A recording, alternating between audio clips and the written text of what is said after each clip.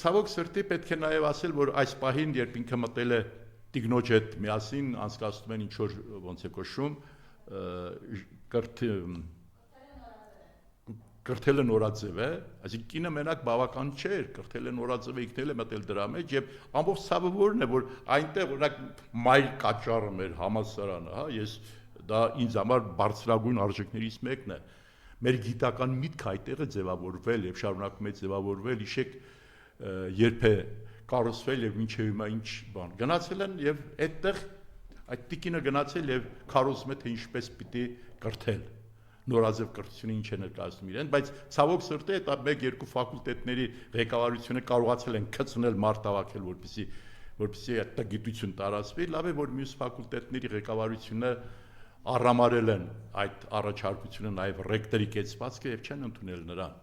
Եվ պատական չի, որ դրա փոխարեն ինքը վրեժ է լուծում համալսարանից եւ համալսարանից հեռացված կերպարը համալսարանին մեղադրում է գիտության մեջ։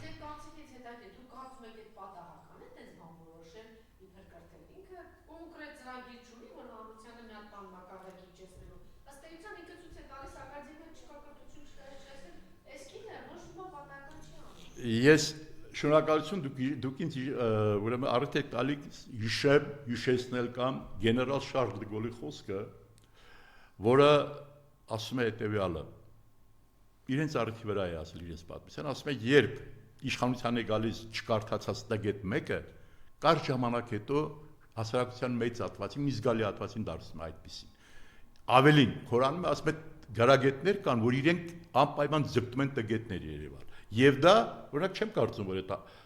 ֆակուլտետների, չեմ հիշում աշխարհագրական հետեքի մեջ, չգիտեմ, այդ ֆակուլտետների ղեկավարությունը տգետ են։ Չէ, իրենք տգետ չեն, ուղղակի գցնել են։ Իսկ ինձ ավելի մեծ ցավ պատճառեց Մատենադարանը։ Լավ ով է այդ մարդը, այդ Մատենա դու կրթվելու հարց ունես, դուրս արի գնա կրթվի։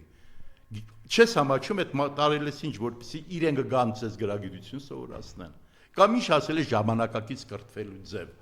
Դա ավանդական արժեքներ իր մեջ պահող, ավանդույթներ շարունակող, քայլ գնացող ոլորտ է։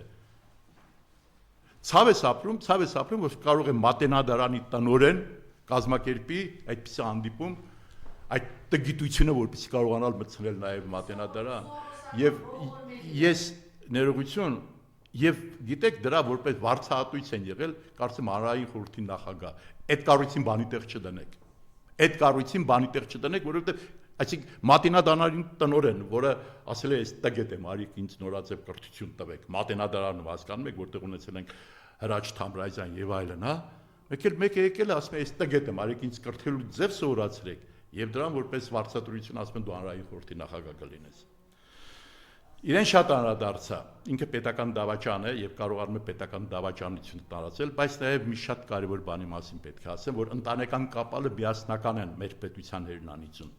Հիշում եք, երբ հայտարարեց տիկինը, հայտարարեց կինը չեմ կարող ուրիշ ձևով բնութագրել, երբ հայտարարեց, որ